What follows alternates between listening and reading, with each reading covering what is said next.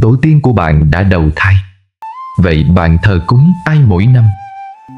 Đức Phật tiết lộ chân lý giúp mọi người đều giác ngộ sau khi nghe. Có một câu chuyện đáng suy ngẫm được ghi lại trong Kinh Phật. Một đệ tử cúng bái tổ tiên đã hỏi Đức Phật một câu hỏi: nếu tổ tiên của chúng ta đã đầu thai, vậy hàng năm chúng ta thờ phụng ai? Câu hỏi này có vẻ đơn giản, nhưng nó liên quan đến bí ẩn của sự đầu thai. Tại tu viện Jetavana ở Stravati, Đức Phật đang thuyết pháp cho các đệ tử của mình. Một đệ tử tên là Sơn Hội đột nhiên đứng dậy và cúi đầu trước Đức Phật. Bạch Đức Phật, con có một câu hỏi muốn hỏi Ngài. Sơn Hội cung kính nói. Đức Phật nhìn ông một cách nhân từ và nói: hãy nói đi. Bạch Phật, gia đình con đã thờ cúng tổ tiên qua nhiều thế hệ. Hàng năm chúng con đều lập bàn thờ và chuẩn bị lễ vật. Nhưng con nghe nói rằng con người sẽ được đầu thai sau khi chết. Vậy chúng con thờ cúng ai mỗi năm? Ngay khi câu hỏi này được đặt ra, tất cả các đệ tử có mặt đều chìm vào suy nghĩ sâu xa. Có người thì thầm: đúng vậy, nếu tổ tiên đã đầu thai thì chúng ta thờ ai? Đức Phật nhìn vẻ mặt bối rối của mọi người, cười nói: Sơn Hội, con hỏi rất hay. Ta hỏi con, khi cúng bái tổ tiên, con nghĩ thế nào? Sơn Hội nói: nghĩ tới ân đức của tổ tiên, hy vọng linh hồn họ trên thiên đàng có thể phù hộ cho con cháu. Đức Phật gật đầu và nói: con nghĩ tổ tiên của con hiện đang ở đâu? Sơn Hội do dự. Theo Phật giáo, họ hẳn đã được đầu thai. Nhưng hàng năm khi chúng con cúng tế họ, con cảm thấy linh hồn của họ luôn dõi theo chúng con từ trên thiên đường. Lúc này một vị sư già nói: con nhớ hồi nhỏ gia đình con có nói rằng linh hồn của tổ tiên sẽ chia làm 3 phần. Một phần ở dưới mộ, một phần trên bài vị và một phần ở trên trời. Có đúng như vậy không? Đức Phật nói: đây là lời người đời vẫn nói. Ta hỏi con, nếu linh hồn của một người sau khi chết thật sự có thể chia thành 3 phần, vậy khi đầu thai sẽ dùng phần linh hồn nào? Mọi người nhìn nhau, không thể đưa ra câu trả lời. Đức Phật nói tiếp: ta hỏi lại các con, nếu một người đầu thai thành một người khác thì người đó có còn nhớ đến người thân ở kiếp trước không? Sơn Hội lắc đầu: có lẽ là không nhớ nữa. Vậy thì con nghĩ họ sẽ hưởng thụ sự hy sinh của thế hệ tương lai sao? Sơn Hội càng thêm nghi hoặc. Nếu bọn họ đã đầu thai rồi, không nhớ kiếp trước thì sẽ không đến hưởng lễ vật. Nhưng Phật ơi, nếu như vậy, chúng ta thờ cúng tổ tiên chẳng phải là vô nghĩa sao? Đức Phật nói: đừng vội phán xét, hãy để ta kể cho các con một câu chuyện. Đức Phật nói: ngày xưa có một người tên là Santi. Sau khi cha mất, ngày nào anh cũng đến cúng bái trước thần linh và dâng lễ vật rất nhiều. Một đêm anh mơ thấy cha mình hiện ra trước mặt mình, nhưng trông cha tiều tụy và rách rưới. Santi rất ngạc nhiên và hỏi cha mình: con đã mang đồ ăn đến cho cha mỗi ngày, tại sao cha vẫn gầy thế? Cha của anh nói: cha đã đầu thai thành một con trâu, cày ruộng cho mọi người mỗi ngày và đói và khát, thậm chí không thể tận hưởng những thứ mà con cung cấp. Ngày hôm sau, Santi đến gặp một nhà sư địa phương để xác minh sự việc. Nhà sư nói: những gì cha anh nói là sự thật. Ông ấy đã đầu thai và trở thành một con trâu làm việc cho gia đình họ Vương ở phía đông thành phố.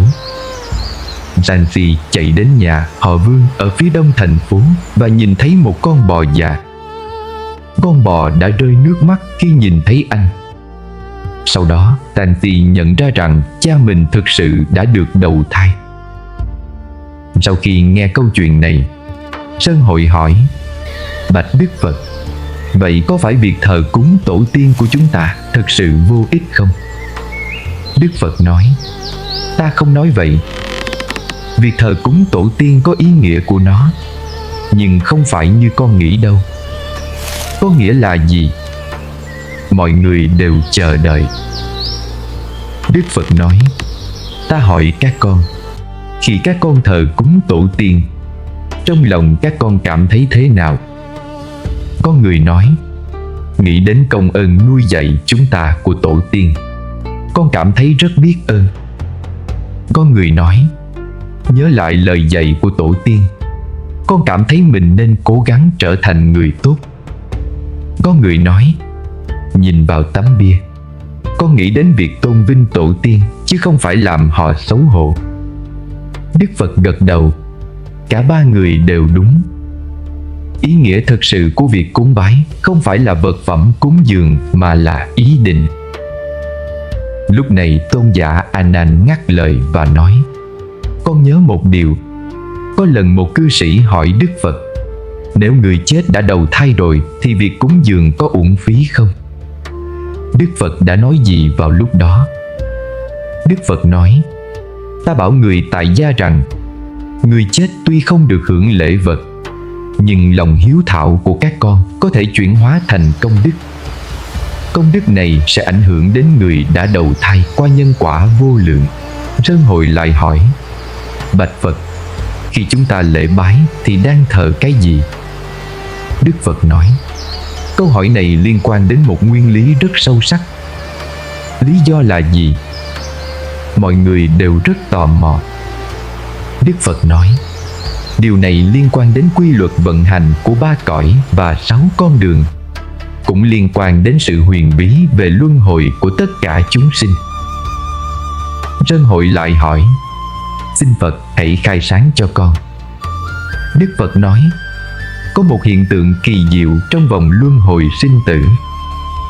Khi một người chết, Phật nhãn như tia chớp, thanh âm chấn động tam giới. Sơn Hội, con có biết chân tướng về lễ cúng tổ tiên mà chúng ta tổ chức hàng năm không? Đằng sau đây là một bí mật kinh thiên động địa. Những người biết chân tướng đều sẽ thở dài. Đây chính là bí ẩn khó có thể tin nổi nhất giữa trời và đất. Sơn Hội chắp tay, giọng run run. Phật, chẳng lẽ sự tế lễ của chúng con từ đời này sang đời khác còn có bí mật gì khác? Con nghe nói ngay cả Ngọc Hoàng cũng kinh ngạc trước sự thật này. Đức Phật vẻ mặt nghiêm nghị. Đúng vậy, bí mật này đủ để phá vỡ sự hiểu biết về sinh tử của tất cả chúng sinh trong 3 cõi. Hôm nay ta sẽ tiết lộ bí mật này cho các con.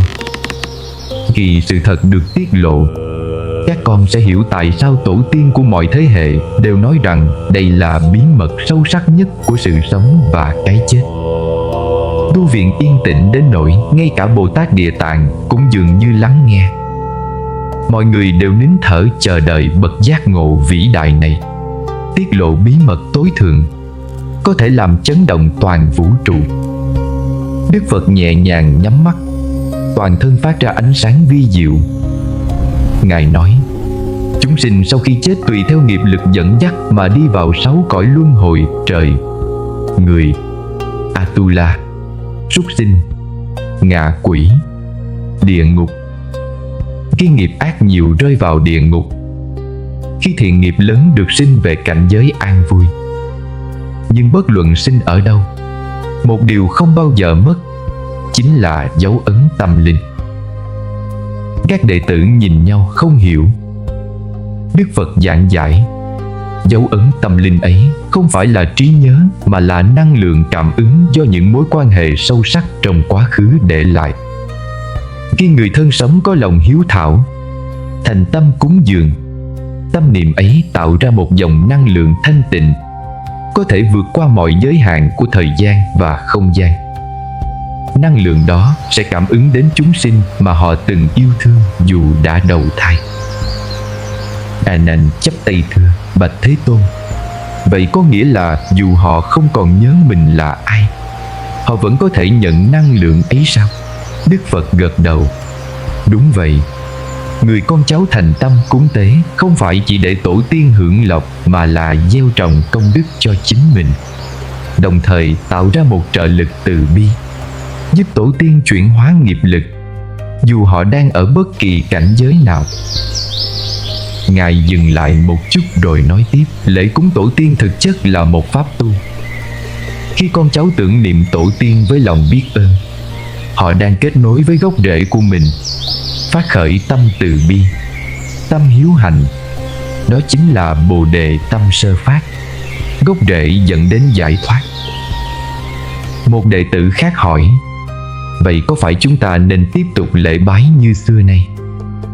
Đức Phật mỉm cười, không phải lễ vật quan trọng mà là tâm. Dù chỉ một ly nước sạch, một nén hương, nếu phát xuất từ lòng thành thì công đức vô lượng. Ngược lại, dù cổ bàn linh đình mà tâm không thành, chỉ là hình thức. Đức Phật nhìn thẳng vào Sơn Hội, nói, Sơn Hội, lễ cúng tổ tiên không phải để cầu phúc lộc một cách mù quáng, mà là để tu dưỡng đạo hiếu, tịnh hóa tâm và nối kết với cội nguồn của mình. Khi làm điều đó bằng chánh niệm và lòng biết ơn, tổ tiên dù ở đâu cũng sẽ cảm ứng. Đây là pháp môn vi diệu, là chiếc cầu nối giữa người sống và người đã khuất. Lúc này trong tu viện nhiều đệ tử rơi lệ. Một làn gió mát thoảng qua, tiếng chuông ngân dài trong không gian, như thể vũ trụ cũng đang thán phục chân lý mà Đức Phật vừa khai thị. Từ đó các đệ tử đều khắc ghi lời dạy. Cúng tế tổ tiên cốt ở tâm hiếu hạnh. Lễ vật là phương tiện, nhưng tâm là cội nguồn công đức. Khi tâm thanh tịnh, năng lượng đó sẽ cảm ứng và chuyển hóa mọi cảnh giới. Và thế là họ trở về tiếp tục thờ cúng tổ tiên. Nhưng không còn chỉ là nghi lễ, không còn là mâm cao cổ đầy, mà là một hành trình tự tâm dưỡng tánh, báo đáp ơn đức sinh thành theo đúng lời Phật dạy. Nếu bạn thấy video này hữu ích và mang lại sự an lạc trong tâm hồn, đừng quên like để lan tỏa năng lượng tích cực và đăng ký kênh Ngẫm Lời Phật Dạy để tiếp tục đón nhận, học hỏi, chia sẻ những bài pháp ý nghĩa. Hãy nhận chuông thông báo để không bỏ lỡ bất kỳ video mới nào, và chia sẻ video này đến bạn bè và người thân để cùng nhau gieo duyên lành với Phật Pháp. Cảm ơn quý vị đã đồng hành.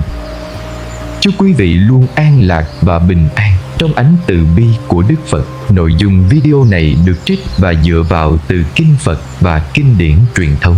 Video có mục đích phổ biến khoa học nhân văn và không truyền bá mê tín phong kiến.